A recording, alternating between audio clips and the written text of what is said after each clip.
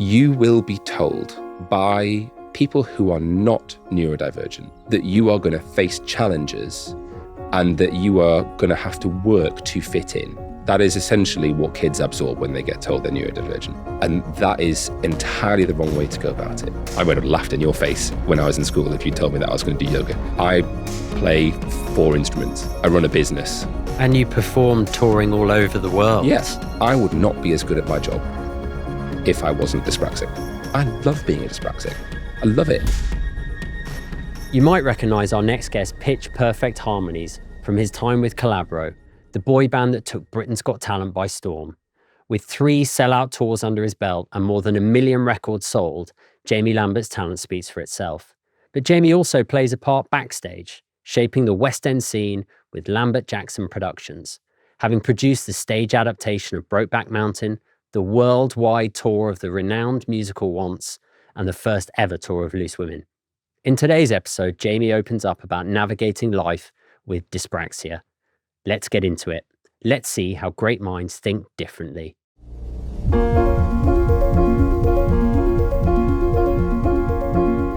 Hi, Jamie. Welcome to the Hidden 20%. I wanted to start with, how is your brain and your body? It's so funny. No one ever asks me that.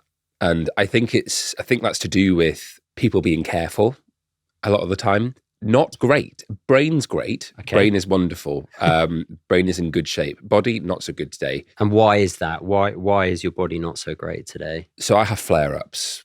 And it's something that I have recently learned about. Is I got diagnosed with Ehlers-Danlos syndrome the year before last in December.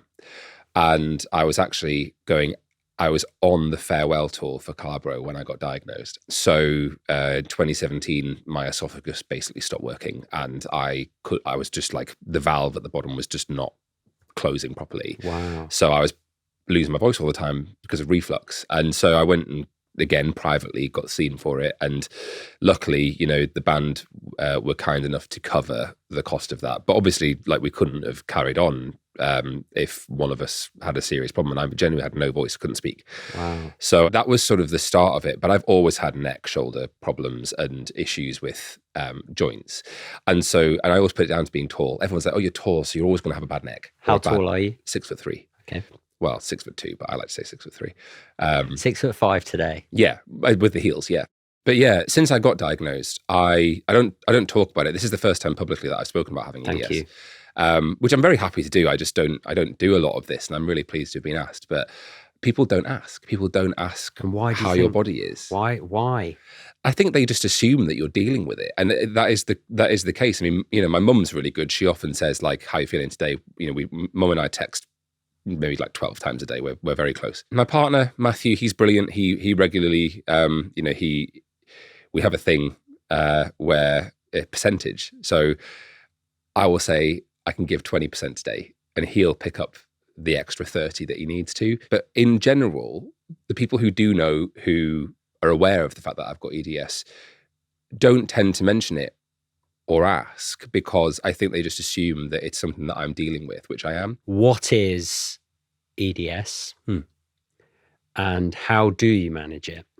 EDS is a connective tissue disorder, which is essentially, I don't produce collagen. So collagen is essentially what repairs and forms our connective tissues, which are basically the tissues that don't have names. Like, I don't know how best to explain it, but it's what holds you together. Makes sense. There are 13 types of EDS. I have hyperextensive EDS, which is it's the more general, more common form of it. There are more serious forms like cardiovascular EDS, which is specifically the connective tissues around your heart, which is very serious and low life expectancy. My EDS is more general, so things will go wrong, and I kind of just have to accept that. The severity of those things will depend, and I think I deal with it relatively well. I didn't deal very well at the start. I think the start I was a bit like, screaming why at the sky sort of thing. And how long have you had EDS? Well, forever. And that's the interesting thing, is that it was a really difficult diagnosis because I knew something was wrong. And this is I think the tough thing when you are in a healthcare situation and I think we know our bodies. And I don't really go to the doctor a lot. I'm not like a, I just get on. I'm Me one of those too. people. I'm typical northerner, like just get up, get on with it. And when things started to go seriously wrong with my stomach, for example, or other bits and pieces that have happened, I just knew that something wasn't quite right. And my sister's a doctor, and she's amazing. And she said to me, sort of, I think August time, 2022. She went, "Do you think you've got some kind of connective tissue disorder?" And I went, "Yes," because That's how you it felt. just clicked. Yeah, and I was like, "Yeah, I think something is wrong." And the GP, my GP, I'm really lucky, is really good. And I'd been back and forth, but the wait list to see someone who specializes in connective tissues is very long. It's a very niche thing. Okay. And so I ended up calling the Institute of Connective Tissue Disorders. And I said, "Can I have a consultation with you?" And I'm really lucky to be in a position where I could afford that. And I spoke to him for an hour on Zoom when I was on tour. And it was the Collabro farewell tour. And at the end of that consultation, he said, "There is no doubt in my mind that you have EDS." And how did you take that news? It was really weird because my business partner, Eliza, and I were best friends, really close.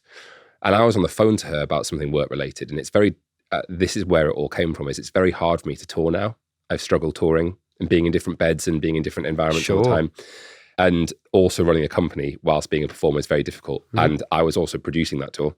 So many hats. And I was on the phone to her and she rang me to tell me that she was pregnant. I'd literally just had the consultation letter through saying, you've got Ehlers-Danlos syndrome. And it was just really interesting that happened at the same time. And I think it was very tough to deal with at first because there is the temptation to go, "Oh my goodness, like I've got this awful thing and I've just been diagnosed." But actually I've always had it and now it's got a name. And that was how I've tried to view it. I think I've come to the conclusion recently, I think many neurodiverse people have a tendency to hyperfixate all the time. And I hyperfixate on work. It is my entire reason for being. I get up in the morning, I think about work. I go to bed, I think about work. Why work? I think I just love it. And like it for That's me, okay. It's really funny because everyone says, "Oh, do you love theatre?" And I go, "No." And it's really, I do love it. I mean, I enjoy going to see shows. I love our productions. That's not what I get off on. That's not what it is business wise for me. The thing that I love about business is that it's like one never ending game. Mm-hmm. And there's no day that's ever the same. There's no production that's ever the same. There's no challenge that ever is exactly something that we faced before. It's always different. Every day is different. And it's watching the numbers for me, or like watching a particularly good marketing campaign and then seeing the results from that, or artwork shoots. They're all different. And it's just such a fascinating thing to me that I love business itself. And so managing that fixation, which borderline is obsessive. And you know this, most people who have their own thing that they have created are obsessed with it, particularly if you're neurodiverse. And actually, I think there probably are more business leaders who are neurodiverse than we realize and that they realize. I then have to juggle that obsession with days where I can't. How physically demanding, and I mean that in the grandest sense of your brain and your body, how physically demanding is your job? I think in terms of actual physicality, not at all. But in terms of brain capacity, I mean, it takes up my waking thoughts, and I think it's a level of responsibility having your own business, which I don't think anyone who doesn't have their own business will ever truly understand, because you are responsible for so many people and so many things and livelihoods. And if something goes wrong, I am fully of the belief that the buck absolutely stops with me all the time. So if someone who works for us does something wrong, the eventuality of that is that it's my fault and I take responsibility for it. And how do you deal with that? How do you deal with that pressure? Compartmentalization is quite good. I find being a dyspraxic that I've compartmentalized all the way through my life. I've got an ability to put things into a box and leave it in that box. And sometimes that's a good thing. Sometimes the things stay in the box too long and I don't realize how they're affecting me. You forget about the box. You forget about the box, and then it comes back in a way that's not good for you. Yeah. And I think dealing with all of that stuff on a day where I'm having a flare-up, for example, with the EDS, is incredibly demanding and challenging. And EDS is like constantly climbing uphill. That's what it feels like. So, I'm not really allowed to do the things that I used to love. Like I used to love running. I used to run all the time. I've always had quite an unhealthy relationship with my body image. So exercise is a healthy way out of that. And so nowadays I'm not allowed to do anything too high impact. So I can't run basically, which is sad. And so now I just walk. And if I'm having a particularly bad day or a bad flare up, walking doesn't hurt too much. I just walk for hours. And that's one of my ways of dealing with it. What does walking do for you? What's your relationship with walking freedom. now? It's freedom. I mean, I work and live in the same place. So if I need to see things from a different angle, which we specialize in as neurodivergent, I think it's so funny because my walking shoes are my old running shoes, and they're bright blue, and they don't go with anything that I wear, but I put them on and I know it's time to go, and I'll do 8-9 kilometers whilst having my AirPods in and working and doing my meetings and stuff. I never knew how exhausting it would be, but as I get older, it obviously gets worse, joints wise, etc. That I end up in a place where I just need to get out and see things from a different perspective. And changing your location is a really good way of doing that. It's about giving myself some space. I think self-forgiveness is a really important thing to learn. And percentage-wise, if I'm on a day where I can only give my best is 50% of what my normal is, my baseline, I'm still doing my best. And I think that is a really important thing for particularly business owners, but neurodivergent people. We are so punishing, I think, to ourselves all the time. I was really lucky with my mum. She's amazing. We're best friends. And when I got diagnosed with dyspraxia, she read every book there was to read. And it was back in the time where people didn't really know what it was. It was a really, she had to explain to teachers what dyspraxia was and what I needed from them. And even with that, I still constantly punished myself for every time I dropped something, or when I couldn't play sports, or when I had bad hand-eye coordination, or when I couldn't concentrate. The level of self-hatred that being diagnosed as neurodivergent can bring you, it's really unhealthy. And when you learn how to forgive yourself, and also forgive all the people who weren't very nice to you about it throughout, your life, it's a really powerful thing. And I think that it has helped me with the EDS diagnosis, because when I have a day where I'm in pain and I haven't had a good night, or I'm struggling, I'm really good now at going, do you know what? My best today might not be what it was yesterday, but it's still my best and I'm still going to do it. And part of having the discipline to have your own business, as you know, is about getting up and getting to work and finding out ways to get yourself there. And I think forgiveness is a really important part of that. Just being like, I don't have to be 1000% on all of the time. I can have times when I'm not. I totally, yesterday I had a rubbish work day, and I went through I'm hating this day. I'm not getting what I need to do done. This is just not a day that is going to plan.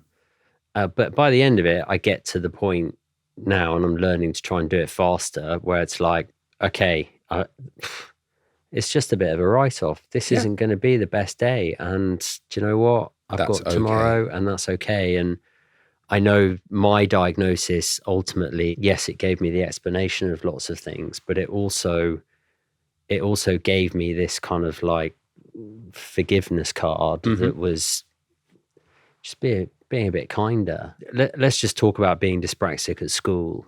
And it sounds like you could give yourself a hard enough time. What were the beliefs and messages that you were adopting and hearing from, I guess, teachers and adults around you during school? I was very lucky to have some great teachers, and again, very lucky to have the mum that I have. There were some teachers I often found, particularly sports teachers, who I was in an all boys school for the majority of my secondary education, and I was very lucky to be there. Mum sent me to that school because of the smaller class sizes, because it was a school, a very good school, known for being good at pastoral care. When I was in secondary school, I mean, the Section 28 was still a thing. So teachers legally couldn't talk about homosexuality.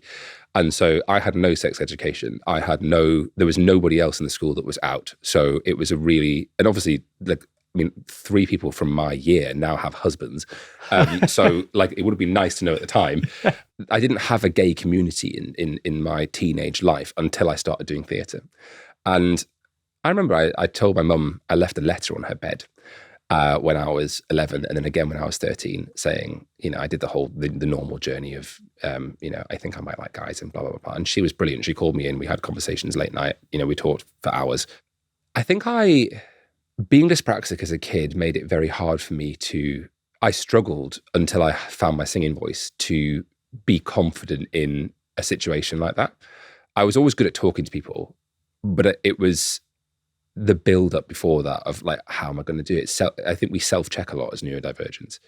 And so I really struggle in that to sort of put the words together and keep them in my mind as to what I wanted to say. So I did it on paper. I was always very good at writing. Is that symptomatic of dyspraxia? I think sequencing problems is, yes. So I am really good at sequencing now because I've had to train myself ways to cope with having what is essentially a anti-sequencing condition. Okay. Something that mum really helped me with when I was a kid, about how to put things in order, and like it was things like, it was hard to get up and get ready for school and be on time because I would struggle with the order of doing things. And if any of my sequences fell out of like sequence, it would be a problem.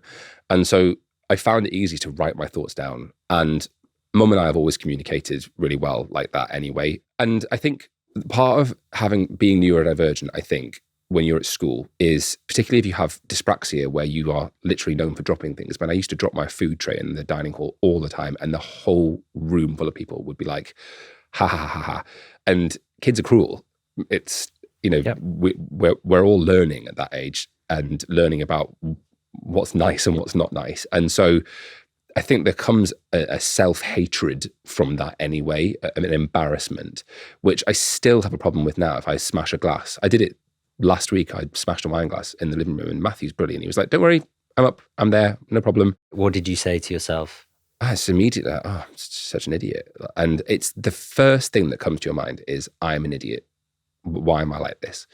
And I think having that in school, which was exacerbated by teachers who poorly understood who I was, on top of discovering your sexuality, on top of, being unnaturally tall, I always had a penchant for being a bit outlandish with, I was a really good singer at that age, and that was where I really found myself. And I always, I used to wear like an ankle length leather trench coat and stuff. And so like, I always expressed myself quite loudly in that way, because that was almost like a defense mechanism, where if I make myself different, if I wear said clothes, if I have long hair, if I have these opinions, then people won't notice that I'm actually not very confident at all. And I think it was a real journey, my teenage years, to find myself. I actually didn't become fully comfortable with myself until lockdown. And how old were you in 2020? 30. I think I always I struggled to find relationships. I obviously didn't have any in my teens. And then when it came to having my first boyfriend at 19, I think people didn't realize back then how damaging it was to not have the formative relationships that people have when they are straight in school. You've got a girlfriend, you've got a boyfriend. You see, growing up, you see your mum and dad. You see on TV, every couple is, all the Disney films, they're all man and woman. And it's all heteronormative, which is totally fine that that's there. But there was no representation for me in the world. The only figures were people like George Michael, one of the nicest men ever. Now that he's passed, it all comes out that he was, funding people's degrees and, doing all these amazing things. Demonized, horrendously demonized in the media when I was a kid. So your view, I guess, that you therefore adopt those beliefs. That absolutely. If you're gay, Yeah. Hold on. You're going to get lambasted for it. Yeah. And I used to say to my mum all the time, it used to make her really sad. I was like, I don't think I'm ever going to have a stable relationship. Like, I genuinely went through school thinking I'm never going to have what everybody else has. And it's a desperately lonely thing to be a part of. And when you add all the other things on top, like being neurodivergent and et cetera, but also, you know, having this voice that I used a lot during my teenage years, it was quite turbulent. And I was very lucky to have the support network that I had, because without it, I don't think I would have made it to this age, because I think that a lot of singers and a lot of people who are both neurodivergent and also in the music industry, you see it all the time. You know, they go down bad paths, and I'm very lucky to be where I am. And also, the thing about lockdown that was really interesting for me as a neurodivergent was it was like I lived by myself throughout that time. And it was like having a mirror put in front of you for 3 months, that first lockdown, because all I did was spend time with myself and the dog. And it forced me to confront things that I had put in boxes throughout my life that I didn't realize was still there, in a way that I'd never had to confront those things before. I had time to do it, I think. That was, you know, I mean, I came down to London, auditioned for shows, ended up winning BGT with a band, and suddenly 10 years have gone by. So I'm sat in lockdown with nothing to do, you know, running my company, but nobody to talk to in person, and no physical contact, and no one at the theatres, no one anywhere. Yeah. And it really forced me to sit and think and confront some of those things, like, for example, my internal self-homophobia, I think, was quite a big thing. Wow. Ed, please expand on that. It was, I think kids are sponges and they absorb what's around them. And now I was really lucky to have my mum and my sister and my dad, they're brilliant, who always just accepted me for who I was and celebrated it. But the world didn't. And so I think a lot of gay people my age, a lot of queer people my age, have an internalized homophobia. It's something that we talk about quite a lot nowadays, but it's why you get these people on dating apps who say, I only date mask people, because they are terrified of the idea of... What does that mean? So they only date like people who fit within a certain masculine bracket. Like, you've got men who say, well, I'm gay because I like dating men. I want a real man, sort of thing. So like no femmes is a big thing on apps like Grindr, etc. Wow. And it's because of this internalized homophobia that we have, because we've been told by the world for so long that actually being gay is a bad thing. I think there's a lot of self-hatred, and I think there's crossover between that internalized homophobia and also the internalized dislike of the qualities of myself that made me different in school, i.e. being dyspraxic, and being forced to confront that when you only have time with yourself. Lockdown was just a giant mirror for me. And by the end of it, it actually turned out to be, it was a very difficult time, and, you know, COVID was awful, but it turned out to be a really good thing in that aspect for me, because I had the space to just confront those things about myself. And so, like, you'll notice I'm in a pair of heels today, and I never, ever considered it, ever. I've always... Can you just describe them for people that are large, listening? Very large boot heels. And they, for someone who's already tall enough, make me very tall. And today is the first time I've ever worn them on public transport. And it was about, for me, the celebration of the things that I would have loved to have been able to wear when I was in uni, or, you know, I have my own style, and I don't let anyone tell me what to wear. I mean, I am known for turning up to a press night in something outrageous. And I think this all came from this.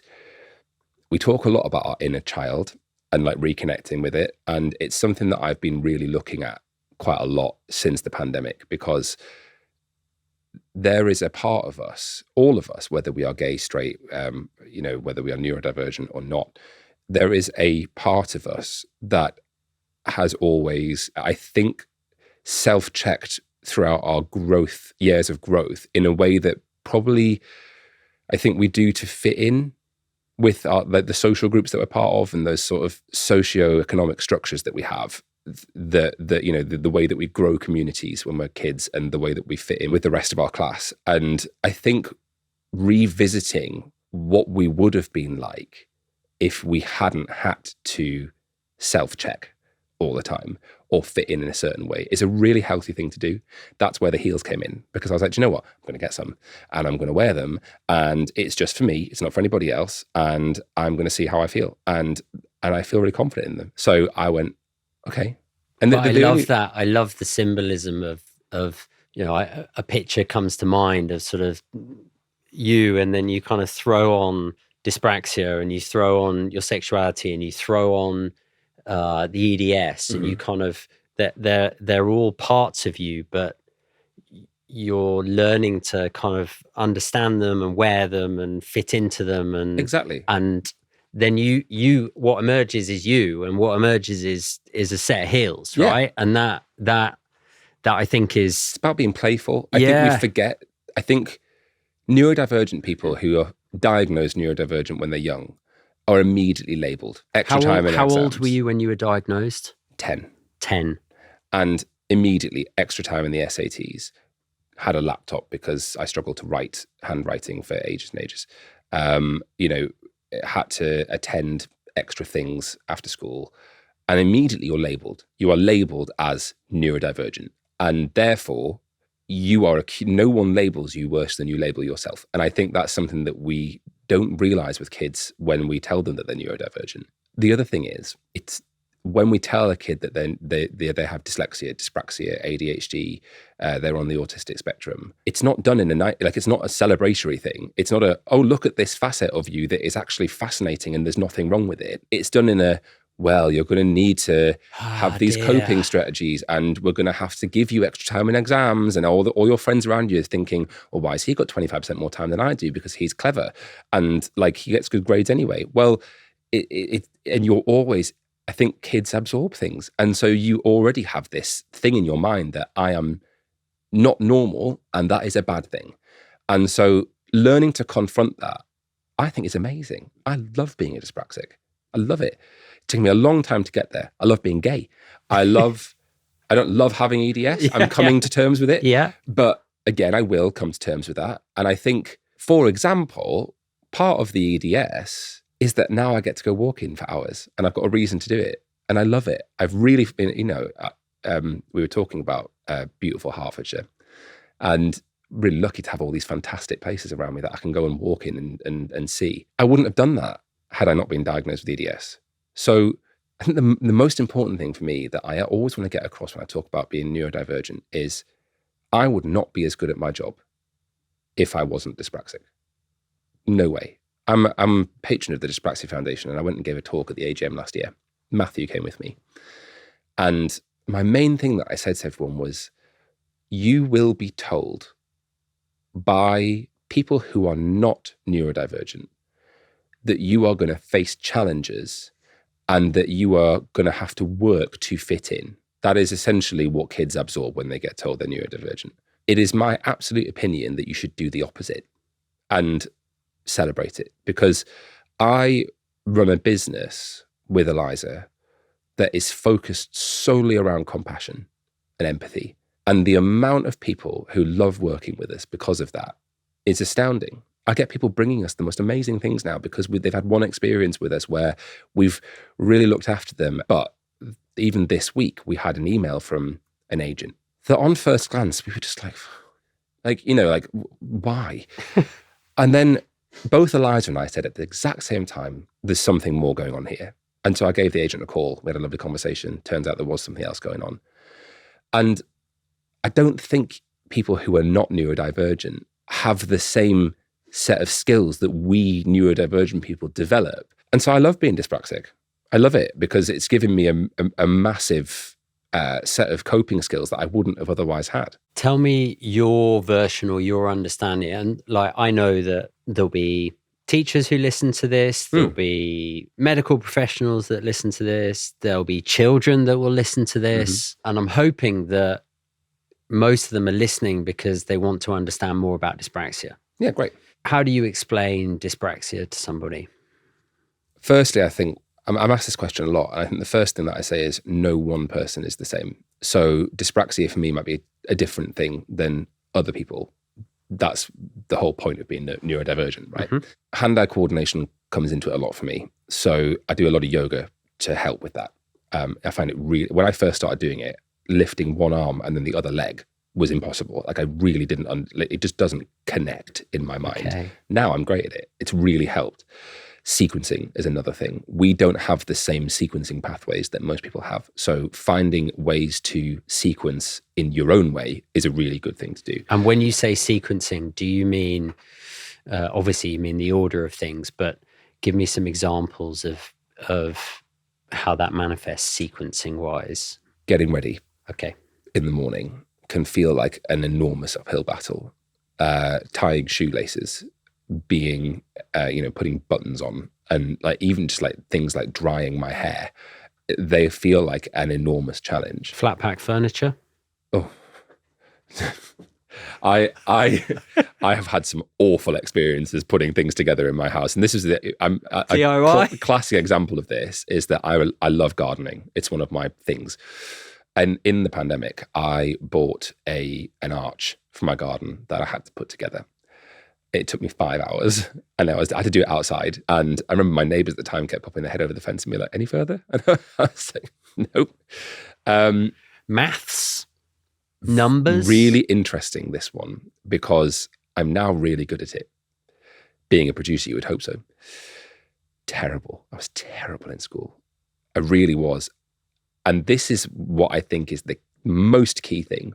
I was brilliant at things that I was interested in. Languages. I'm fluent in Spanish. I did a degree in Spanish. Music. Great. Drama. Great. Maths. Putting on the odd theatre show. Pretty love good. that. Yeah, love that. Maths. Hated it. Hated it. My dad, great mathematician. I mean, really, genuinely, like a generational mathematician. And the arguments we'd have after school when he was helping with my homework, because he was like, "I don't understand why you're not getting this because you're clever. And I don't understand why you're not getting it because he's brilliant." But all it was actually interest. And the minute I started running a business, and I mean, I live in Excel spreadsheets now.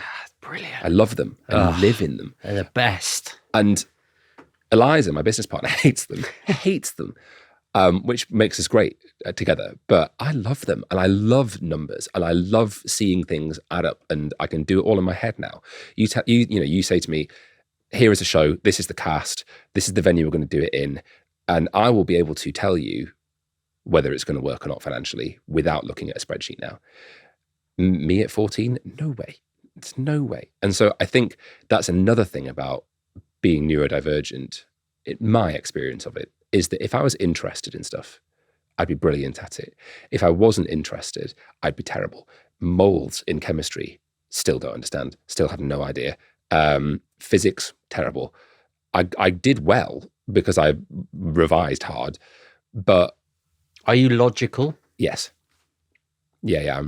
Everything that I do is very logic based. Because putting a theatre, producing something, there's a hell of a lot of sequencing involved, right? I mean, it is a sequence. When I tell you, people look at ticket prices and they go, "Oh, that ticket price is really high." But what they don't see is that it's not just a day's work to put on a show. We work for 6 months to put a show together for one night. And the amount of people and the amount of logistics involved, this is why, I mean, I'm very, very lucky to have Eliza, but you can say something to Eliza and 6 months later, it will just happen and I'll never have to say it again. Like it will just take place. I have to write everything down all of the time or I forget it. Because when you throw 17 problems at a dyspraxic person, 2 of them are going to get missed. Like there's no doubt, maybe more, unless I write them down and then I come back to them. I've got flagged emails from last year that just dealing with, What's DCD in terms of, it's either called dyspraxia or DCD, developmental coordination disorder. Oh, interesting. I didn't know that. DCD. I didn't know that. That's really interesting. on the NHS link, it's got DCD and then it talks about dyspraxia. It obviously talks about them as the same thing. And I guess it's a bit like what's gone on with autism and now trying to call it ASD. And obviously it's all the medical kind of model. But this is what I actually love is that there's so much work and research being done now that actually wasn't there when I was in school. I think kids that get diagnosed as dyspraxic have a better chance of navigating it now than kids did back when I was, in school. So I love that. I didn't know that. What are the myths around dyspraxia? I think the minute I was told I was dyspraxic, I faced from teachers, particularly certain teachers, you won't be able to do this attitude. Sports, maths, any kind of coordination. Musical instruments, music. Yeah. Which actually, I was grade 7 cello, play piano, play guitar. Find it very hard, but I'm good at it. There is a myth when you are told you are neurodivergent by someone who is not neurodivergent, who is in a position of power, that immediately, the minute you're labeled, you fit into their box of what you are. And that is entirely the wrong way to go about it.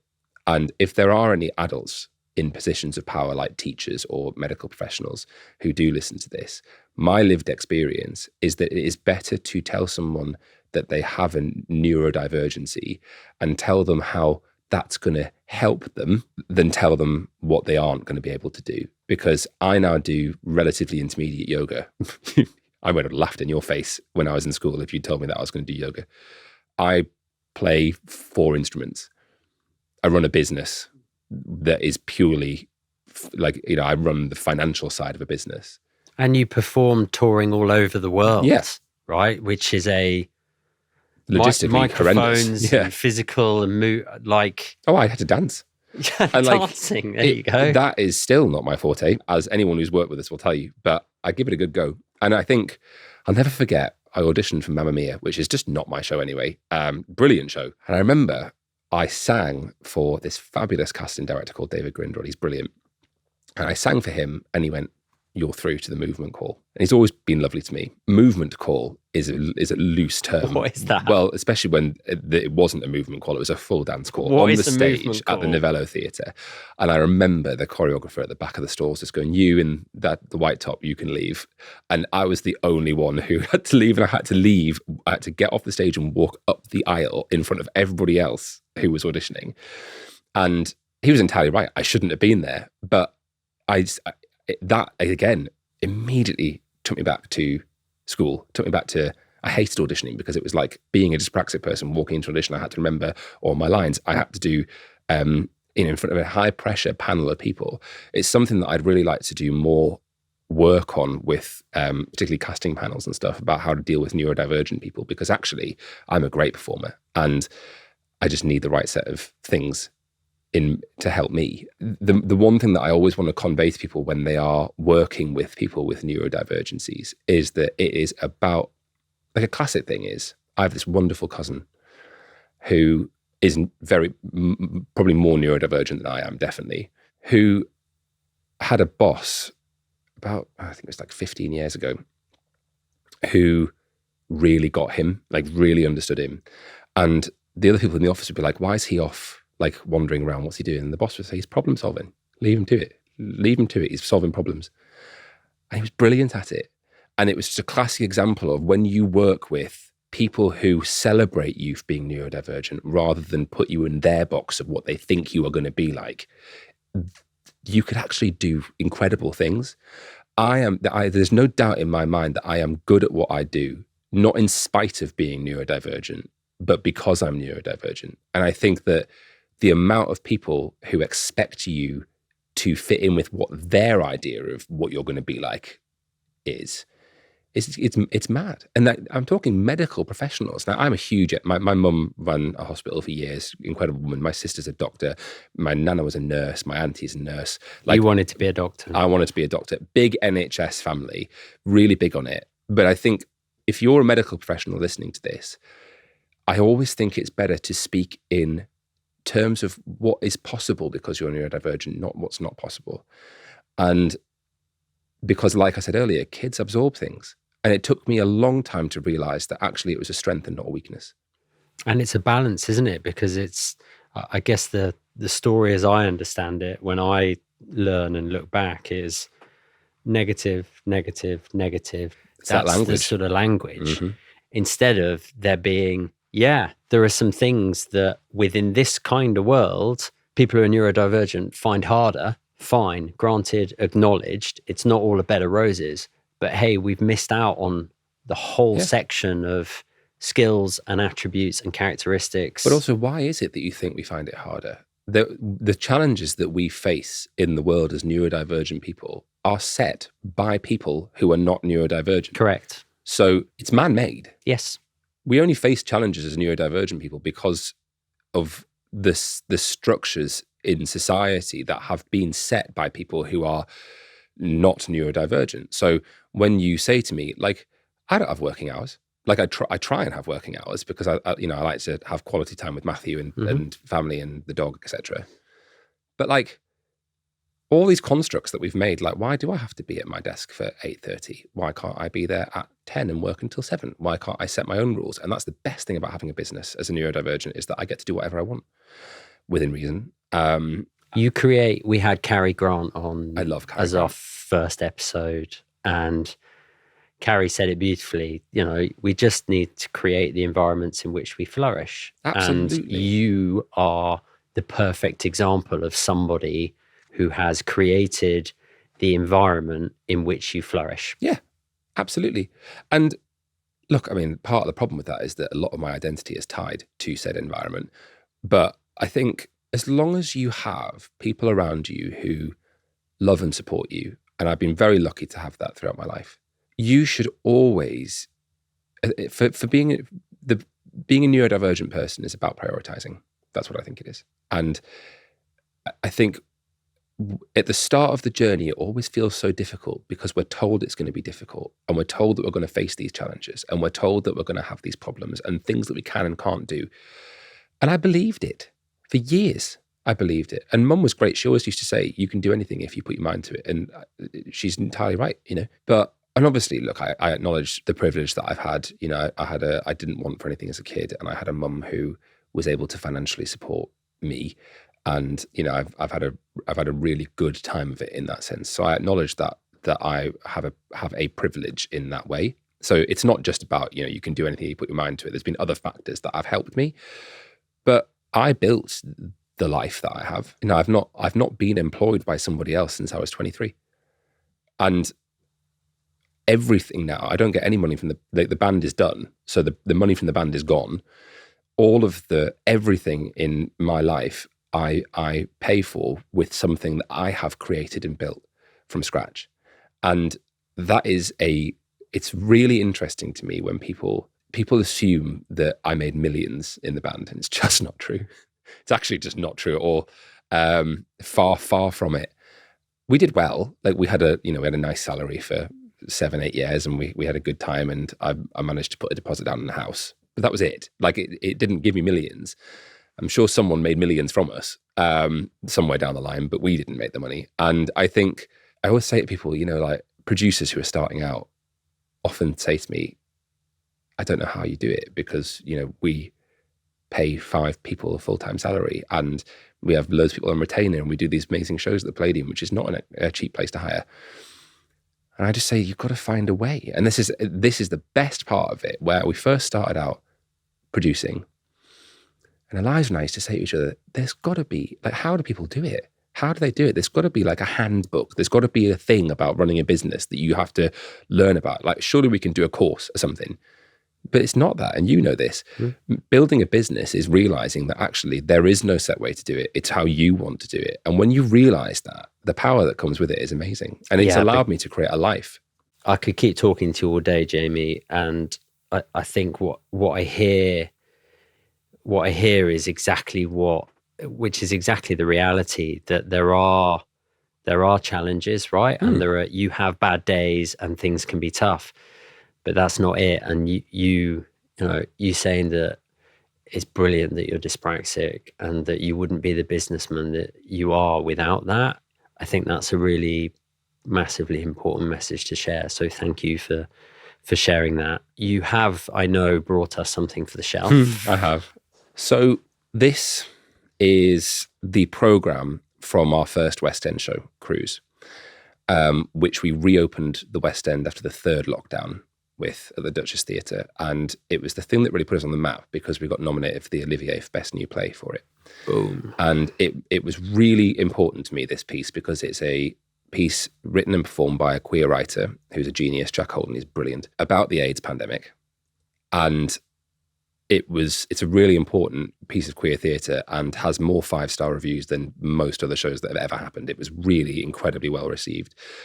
And it was a really important one for me because producing this and being such an integral part of it, this big moving wheel of putting a show like this together with the message that it was all really, it all came at the time where I was coming to terms with that inner child who, you know, during the pandemic, this huge mirror that was held up to me about my queerness and about my neurodivergency. And we went from, you know, a pandemic that almost destroyed the theatre industry to having a Olivier nominated play about queerness and about queer history. And it was just such a monumental part of my journey as a neurodivergent business person, queer business person.